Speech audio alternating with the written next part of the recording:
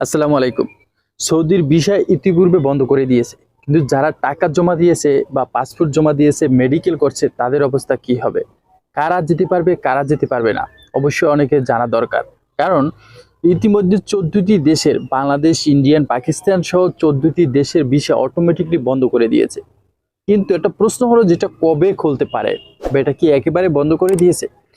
কারণ একেবারে বন্ধ করছে এরকমের কোথাও উল্লেখ করা হয়নি।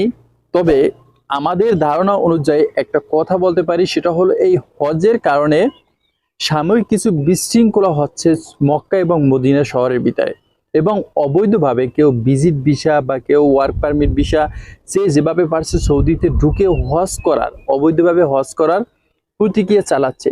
এই কারণেই ভিসাগুলো স্থগিত রাখছে। এখন কথা হলো, এটা কবে খুলবে? হ্যাঁ, অনেকেই আবার এর ভিতরে আছে, পাসপোর্ট জমা দিছে, টাকা জমা দিছে, মেডিকেল করছে, বিএমইটি হয়েছে, অনেক পর্যায়ে যে এক একজন আটকে রয়েছে, অনেকে 2 লাখ 2.5 লাখ টাকা জমাও দিয়েছে। এখন কথা হলো, এরা কি করবে? এরা যেতে পারবে না যেতে পারবে না? আমি আপনাকে বলি, আপনি যার মাধ্যমে যাবেন, সে যদি অলরেডি আপনার জন্য ভিসা তুলে ফেলায়, মানে 25শে মের আগে ভিসা তুলছে, যখন ভিসা উঠছে আপনার জন্য যদি তুলে ফেলে এবং এম্বাসিতে জমা দেয়, এবং আপনার পাসপোর্টে যদি ভিসা লাগে, আপনি টাকা জমা দিয়েছেন, মেডিকেল করছেন, পাসপোর্ট জমা দিয়েছেন, আপনার পাসপোর্ট জমা দেওয়ার সাথে সাথে এম্বাসি যদি ভিসা দিয়ে থাকে এবং আপনার পাসপোর্টে ভিসা লেগে থাকে, অবশ্যই আপনি যেতে পারবেন, তাতে কোনো বাধা নাই। তাই সেক্ষেত্রে আপনার ভিসা খুলুক আর না খুলুক, কারণ আপনার ভিসা তো লেগে গেছে। এবং অনেকেই আছে যারা টাকা জমা দিয়েছে, মেডিকেল করছে, ভিসা লাগে নাই। যেমন আপনি যার মাধ্যমে যাবেন, সে যদি ভিসা আপনার যদি তুলে রেখে থাকে এবং সেটা যদি এম্বাসিতে ওকালাত করে রাখে এবং আপনার জন্য স্পেসিফিকভাবে, এবং আপনি যদি পাসপোর্ট জমা দেন, আপনার ভিসা যদি তার হাতে থাকে, অবশ্যই আপনি যেতে পারবেন।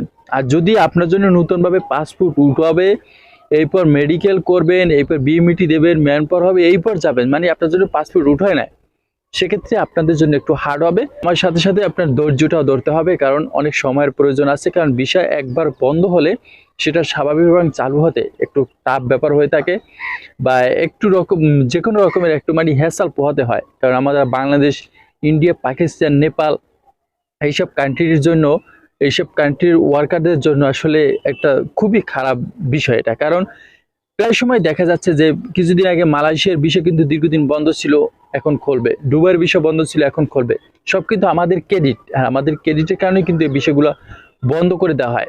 আমরা যাই সেখানে কাজ করতে, সেখানে যে বিভিন্ন রাজনৈতিকভাবে আমরা অ্যাটিটিউড হই, বা সেখানে যে আমরা আন্দোলন করি, সেখানে সরকার বিরোধী কার্যকলাপ করি, দেশের আইন শৃঙ্খলা ভঙ্গ করে আমরা বিভিন্ন রকমের বিশৃঙ্খলা সৃষ্টি করি, আর এই জন্যই টুপ করে আমাদের বিষয়গুলো বন্ধ করে দেয়। কিন্তু আমরা চিন্তা করি না যে আমরা দেশে আছি, কিন্তু আমাদের পরে যারা আসবে তাদের কথা চিন্তা করি না, বা আমরা ভালো আছি আমাদের কথাই চিন্তা করি, আমাদের স্বার্থের জন্য সবকিছু করি। কিন্তু পরবর্তী প্রজন্ম যারা বিদেশে আসবে, যারা কর্মসংস্থান করবে, হাজার হাজার মধ্যবর্তী ফ্যামিলি যারা রয়েছে, তারা রুজি রোজগার নিয়ে কখনো আমরা চিন্তা করি না, আমাদের দেশকে নিয়ে চিন্তা করি না। আমরা যে কোনো মুহূর্তে যে কোনো আন্দোলন করতে প্রস্তুত হয়ে থাকি। এগুলো আসলে ভালো না, সবার কথা চিন্তা করতে হবে। যাই হোক, আপনারা অস্থির না হয়ে একটু অপেক্ষা করুন, এবং যার মাধ্যমে আপনি যেতে চাচ্ছেন, যদি টাকা জমা দিয়ে থাকে, তার সাথে কথাবার্তা বলেন যে ভাই, বিষয় কি আমাদের জন্য উঠিয়ে রাখছেন, বা বিষয় কি এম্বাসিতে ওকালাত করেছেন, বা আমাদের বিষয় কি লেগেছে, বা এম্বাসির সাথে যোগাযোগ করেন, বা যারা মেডিকেল করেছেন তাদের বিষয়ের কি অবস্থা, সেক্ষেত্রে আপডেট নেন।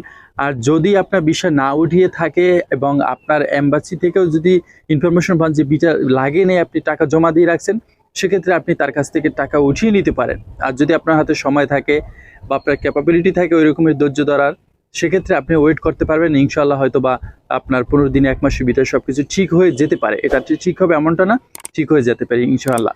তবে আমরা সবাই সবার জন্য দোয়া করবো, যাতে সবাই সবার মনের আশা পূর্ণ হয় এবং সবাই সঠিকভাবে সৌদি আরব আসতে পারে, এবং যারা যাওয়ার নিয়ত করছে তাদের নিয়ত যেন কবুল করে।